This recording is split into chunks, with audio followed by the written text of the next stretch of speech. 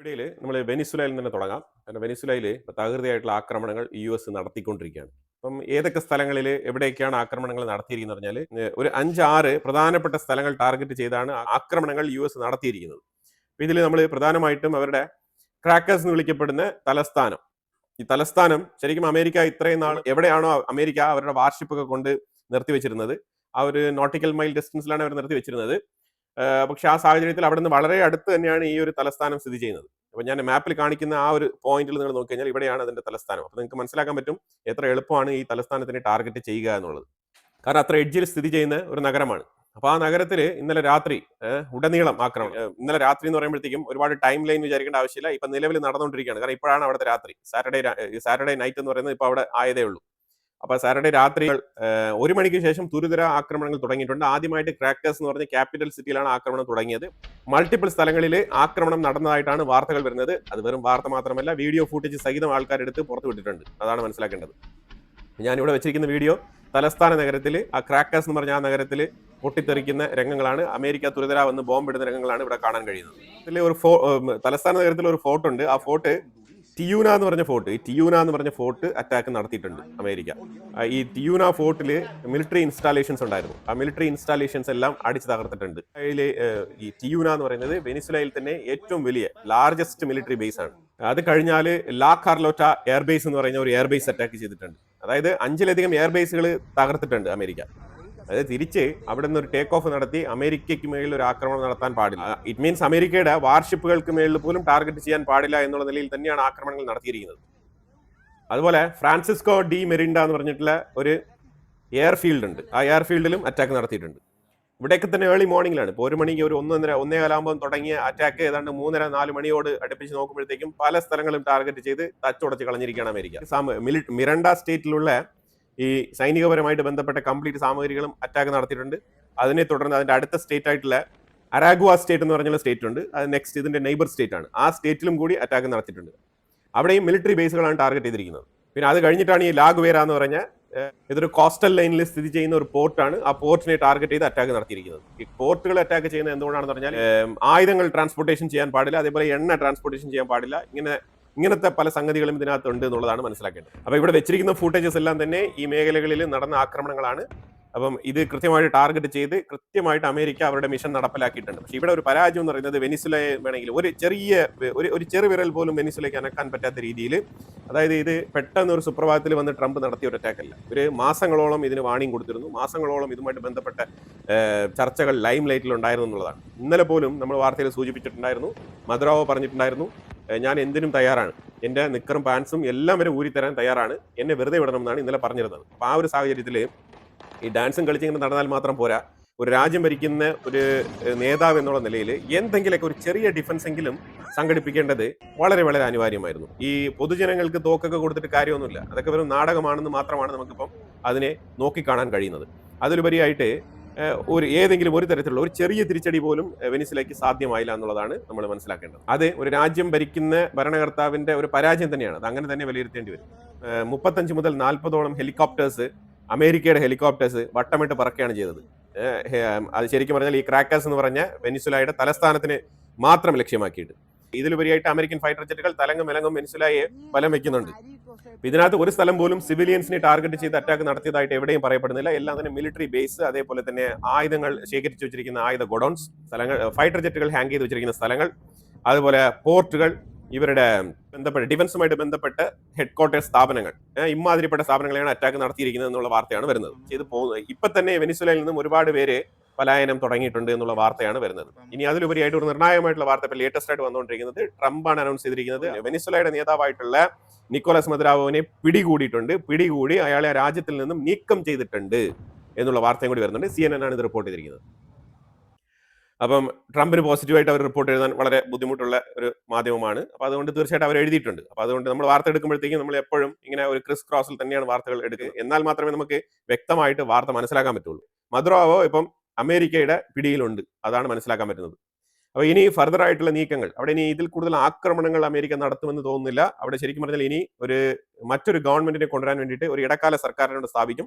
അത് കഴിഞ്ഞിട്ട് ഇലക്ഷനിലേക്ക് പോകുമെന്നാണ് മനസ്സിലാക്കാൻ പറ്റുന്നത്. അത് കഴിഞ്ഞിട്ട് ഇലക്ഷൻ എന്ന് പറയുന്നത് അത് ആ താൽക്കാലിക ഭരണകൂടം നയിക്കുന്ന ആൾ തീരുമാനിക്കേണ്ട വിഷയമാണ്. അപ്പോൾ തീർച്ചയായിട്ടും ഇപ്പോൾ നിലവിൽ ഇമീഡിയറ്റ് ആയിട്ട് ഒരു ഇലക്ഷൻ അവിടെ വരില്ല. ഡെമോക്രസി എന്ന് പറഞ്ഞിട്ട് ഡെമോക്രസിക്ക് വേണ്ടിയിട്ട് നിലകൊള്ളുന്ന ഈ അമേരിക്ക അവിടെ ഇലക്ഷനൊന്നും നടത്താൻ പോകുന്നില്ല. അവിടെ ഒരു സമാധാനത്തിന്റെ നൊബേൽ പ്രൈസുമായിട്ട് എങ്ങനെയാണോ യൂനസ് ബംഗ്ലാദേശിലുള്ളത്, അതേപോലെ സമാധാനത്തിന്റെ നൊബേൽ പ്രൈസുമായിട്ട് വെനിസുലയിൽ ഇനി ഒരു ഇടക്കാല സർക്കാർ അവിടെ വരികയാണ്. അത് ശരിക്കും താൽക്കാലിക ഭരണകൂടം അവിടെ വരികയാണ്. അതാണ് മരിയ കൊറിന മച്ചാഡോ. അവരാണ് ഇനി അവിടെ വരാൻ പോകുന്നത്. ആ നൊബേൽ സമ്മാനത്തിന്റെ കൃത്യമായിട്ടുള്ള ആ ഒരു എയിം പൂർത്തിയാകാണ് ഇപ്പോൾ വെനിസുലയിൽ. ഇതെല്ലാം പ്രീ പ്ലാൻഡ് ആണ്. അപ്പൊ ഇനി അമേരിക്കയുടെ ഉള്ളിൽ അമേരിക്ക എന്ത് പറഞ്ഞിട്ടാണ് വെനിസുലയുടെ മേലുള്ള ആക്രമണങ്ങൾ നടത്തുന്നത്? ഇവിടെ മരുന്ന് കടത്ത്, അതും അമേരിക്കയുടെ ഉള്ളിലേക്ക് ഏറ്റവും കൂടുതൽ മരുന്ന് വെനിസുലയിൽ നിന്നും കടത്തപ്പെടുന്നു. ഈ മരുന്ന് ഉപയോഗിച്ചുകൊണ്ട് അമേരിക്കൻ തലമുറ നശിക്കുന്നു എന്നുള്ള ഒരു ക്ലെയിമാണ് ഉണ്ടായിരുന്നത്. അപ്പൊ ഇനി അമേരിക്കയുടെ ഉള്ളിലേക്ക് മരുന്നുകളൊന്നും വരില്ല എന്ന് നമുക്ക് വിശ്വസിക്കാം, അല്ലേ? അങ്ങനെ വിശ്വസിച്ചിരുന്നോണം, അത്രേ ഉള്ളൂ. അപ്പൊ ഇനി മരുന്ന് കടത്തിന് വെനിസുലയെ ബ്ലെയിം ചെയ്യുന്നില്ല എന്നുണ്ടെങ്കിൽ ഇനി അടുത്ത ആരെയാണോ ആക്രമിക്കാൻ ഉദ്ദേശിക്കുന്നത് നമുക്കറിയില്ല. ശരിക്കും വെനിസുലയിൽ അമേരിക്കൻ ഇൻഫ്ലുവൻസ്ഡ് ഗവൺമെന്റ് വരുന്നതോടുകൂടി ആ പ്രദേശത്ത് ഒരു ജിയോ പൊളിറ്റിക്കൽ ചേഞ്ച് നടക്കും എന്നുള്ളതാണ് മനസ്സിലാക്കേണ്ടത്. കാരണം അപ്പൊ തൊട്ടപ്പുറത്ത് കൊളംബിയ ഉണ്ട്. കൊളംബിയയാണ് ശരിക്കും പറഞ്ഞാൽ ഈ മരുന്നുകളുടെ ഏറ്റവും കൂടുതൽ കേന്ദ്രസ്ഥലം. അവിടെ നിന്നാണ് ഈ പ്രവർത്തനങ്ങൾ നടക്കുന്നത് എന്നാണ് നിക്കോളാസ് മദുറോ പോലും ക്ലെയിം ചെയ്തത്.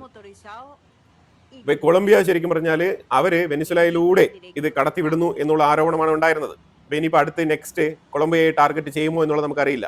ഇപ്പൊ ലാറ്റിൻ അമേരിക്കൻ രാജ്യങ്ങളുടെ ഇടയിൽ അമേരിക്ക ചുവടെടുത്ത് വെക്കുകയാണ്.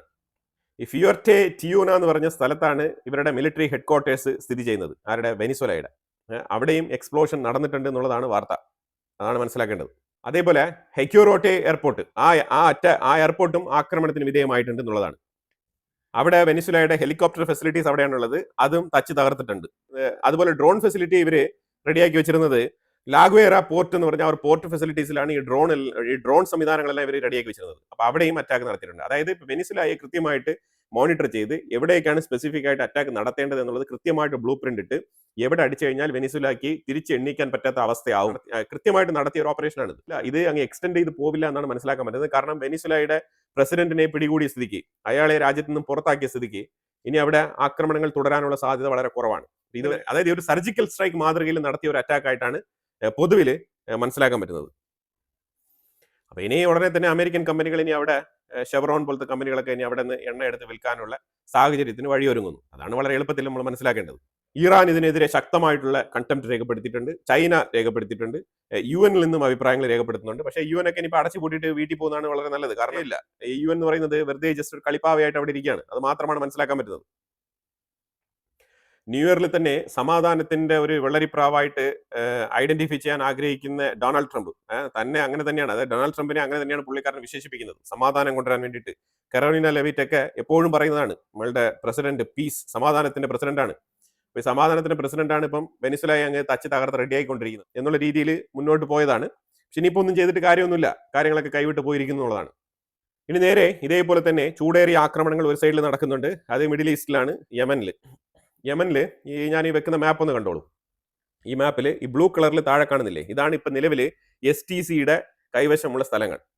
ഇതിന്റെ മുകളിൽ സാൻഡ് കളറിലുള്ളതാണ് സൗദി അറേബ്യ പിന്തുണയ്ക്കുന്ന യമന്റെ ഫോഴ്സ് എന്ന് വിശേഷിപ്പിക്കപ്പെടുന്ന ഹോംലാൻഡ് ഷീൽഡ് ഫോഴ്സിന്റെ ഏരിയ. അപ്പൊ ഇവിടെ നിന്ന് ഇവർ ഈ ഹോംലാൻഡ് ഷീൽഡ് ഫോഴ്സ് സൗദിയുടെ ബാക്കപ്പോടുകൂടി ശക്തമായ രീതിയിൽ STCക്ക് എതിരെ നല്ല രീതിയിലുള്ള ആക്രമണങ്ങളാണ് നടത്തുന്നത്. ഈ ഹദ്രാമത്ത് എന്ന് പറഞ്ഞ ആ ഒരു പ്രൊവിൻസിൽ കൂടുതൽ സ്ഥലങ്ങൾ സൗദി ബാക്ക്ഡ് യമൻ ഫോഴ്സ് പിടിച്ചെടുക്കുന്നതായിട്ടുള്ള വാർത്തകളാണ് വരുന്നത്.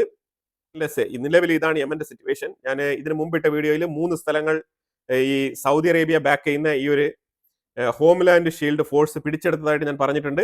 അത് 3 സ്ഥലങ്ങളിൽ നിന്ന് മാറി ഇപ്പം 6 സ്ഥലങ്ങൾ അവർ പിടിച്ചെടുത്തിരിക്കുകയാണ്. 6 സ്ഥലങ്ങൾ. അപ്പം അവരുടെ ആ ഒരു ഡോമിനേഷൻ കൂടി വരികയാണ്. ഇതിന് പ്രധാനപ്പെട്ട കാരണമായി തീർന്നത് ഈ STCക്ക് കിട്ടാനിരുന്ന ആയുധങ്ങൾ സൗദി അറേബ്യ ആ പോർട്ടിൽ വെച്ച് അടിച്ച് തകർത്തതാണ് STCക്ക് ഒരു വീഴ്ചയായത്. കാരണം ഇപ്പൊ STCക്ക് അവർക്ക് ഇപ്പൊ ബാക്കപ്പ് ഇല്ല, അതാണ് പ്രധാനപ്പെട്ട പ്രശ്നം. UAE ഒഫീഷ്യലി ഞങ്ങൾ പിന്മാറുന്നതായിട്ട് അറിയിച്ചിട്ടുണ്ട്. പക്ഷെ അത് ഒഫീഷ്യലി പിന്മാറിയോ അല്ലെങ്കിൽ അവരെ ഇൻഡയറക്റ്റ് ആയിട്ട് സപ്പോർട്ട് ചെയ്യുന്നു എന്നുള്ളതിനെ കുറിച്ചുള്ള വിവരങ്ങളൊന്നുമില്ല. പക്ഷേ UAEയുടെ ഫോറിൻ മിനിസ്റ്ററി പറഞ്ഞിരിക്കുന്നത് ഞങ്ങൾക്കും യമനിൽ നടക്കുന്ന ആ ഒരു സംഘർഷത്തിനും ഇടയിൽ യാതൊരു ബന്ധമില്ല എന്നാണ് പറഞ്ഞിരിക്കുന്നത്. ഇതാണ് UAEയുടെ സ്റ്റേറ്റ്മെന്റ്. അപ്പൊ ഈ ഒരു അവസരത്തിലാണ് ശരിക്കും STC പറഞ്ഞിരിക്കുന്നത്. ഞങ്ങൾ STCയുടെ തലവനായിട്ടുള്ള അബ്ദുൽ മാലിക് പറഞ്ഞിരിക്കുന്നത് ഞങ്ങൾക്ക് ചെറിയ രീതിയിൽ ബാക്ക് ഡ്രോപ്പ് ഉണ്ട്, ഇല്ലാന്നില്ല, ഒരു ചെറിയ ബാക്ക്ലാഷ് ഉണ്ട്, ഞങ്ങളുടെ സ്ഥലങ്ങൾ കുറച്ച് അവർ പിടിച്ചെടുത്തിട്ടുണ്ട്, പക്ഷെ ഞങ്ങൾ ശക്തമായി തിരിച്ചു വരും എന്നുള്ളൊരു സ്റ്റേറ്റ്മെന്റ് ആണ് ഈ മാലിക് പറഞ്ഞുകൊണ്ടിരിക്കുന്നത്. UAE ഓപ്പൺ ആയിട്ട് ഞങ്ങൾ STCയെ പിന്തുണയ്ക്കുന്നില്ല എന്നുള്ള സ്റ്റേറ്റ്മെന്റ് പറഞ്ഞ സ്ഥിതിക്ക് ഇനി STC ഹൂത്തികളുമായിട്ട് ഒരു ചങ്ങാത്തത്തിന് പോകുമോ എന്നുള്ളൊരു പേടി സൗദിക്കുമുണ്ട്, UAE-ക്കുമുണ്ട്.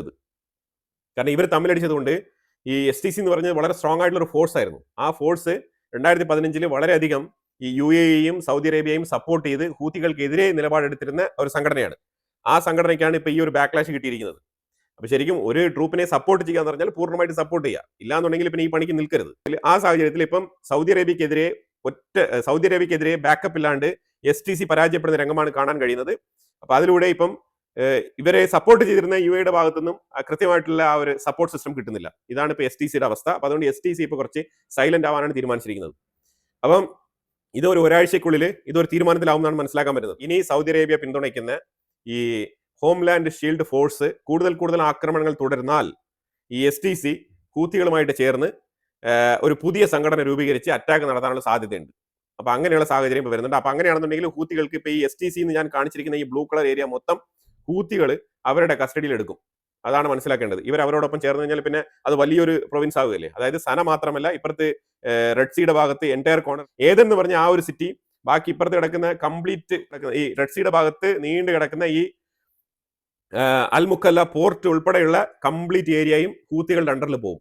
ഇപ്പം യമനിൽ ചെയ്തുകൊണ്ടിരിക്കുന്നത് ഒരു മിസ്റ്റേക്ക് ആയിട്ടാണ് എനിക്ക് മനസ്സിലാക്കാൻ പറ്റുന്നത്. കാരണം അത് തികച്ചും സൗദി അറേബ്യയുടെയും UAE-യുടെയും തമ്മിലുള്ള പ്രശ്നം കൊണ്ട് യമനിലെ ഹൂത്തികൾക്ക് ഡോമിനേഷൻ കിട്ടാൻ വഴിയൊരുക്കും. അതാണ് മനസ്സിലാക്കാൻ പറ്റുന്നത്. എനിവേ ഇവരുടെ തമ്മിലടി കൊണ്ട് ഉള്ളതും കയ്യിൽ നിന്ന് നഷ്ടപ്പെടാൻ പോകുന്ന ഒരു സാഹചര്യമാണ് അവിടെ രൂപപ്പെടാൻ പോകുന്നത്.